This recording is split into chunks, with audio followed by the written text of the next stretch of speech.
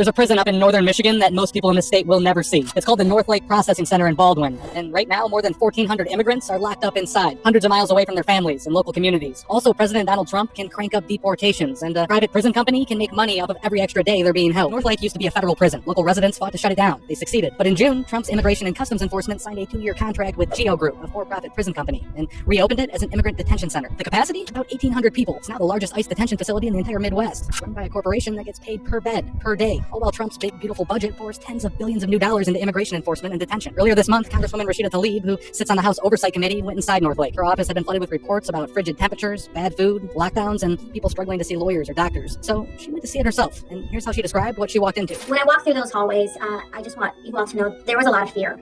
I could feel it. I mean, they didn't know who I was, but they saw folks walking through all white flooring, and you could see they're keeping their heads down. They're scared. They've been stuck in prolonged lockdowns, sometimes for hours. They say detainees aren't allowed to eat in the dining hall anymore. Food is brought straight to their cells. And they report ice-cold temperatures, with people trying to sleep in jackets and under piles of thin blankets. Tlaib said she was told there have also been multiple suicide attempts inside North Lake, including one just 2 weeks before her visit, while more than 1,400 people are crammed into a prison in the woods with just one doctor on staff. And for many, it's their first time behind bars. And here's the part most Michiganders never see. A lot of those people housed at North Lake aren't strangers who crossed over the border last week. They're parents and spouses of U.S. citizens, high school graduates, and longtime residents who've lived here for more than a decade. Over the summer, the Trump administration rewrote the rules to make most of these immigrants ineligible for bond, which means they can be locked up for months while their cases drag on. In response, lawyers in Michigan have filed hundreds of emergency petitions in federal court, and judges have been forcing ICE to give people bond hearings and questioning why so many were arrested in the first place. One case could reportedly free more than 600 people whose arrests violated a previous settlement, including nearly 200 now being held in Michigan. But meanwhile, they sit far from home, cut off from their families, and under constant pressure to sign voluntary departure papers and just give up. When I asked Tlaib about what North Lake tells us about ICE and Trump's immigration agenda, she didn't mince words. So for Michiganders, know that this is an agency where when we say abolish ICE, myself and so many of us that ran, is because we've experienced this kind of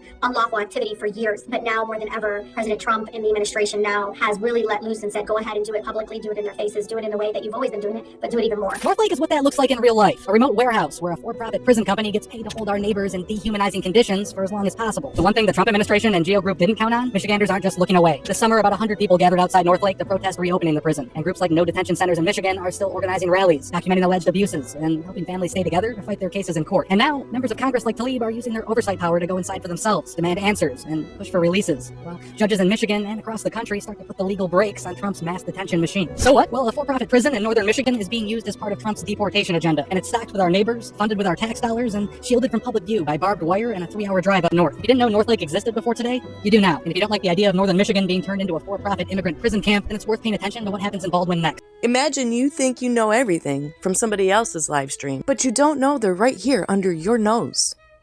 You're welcome. Now you know where the Chicago people are going. Keep up, sunshine.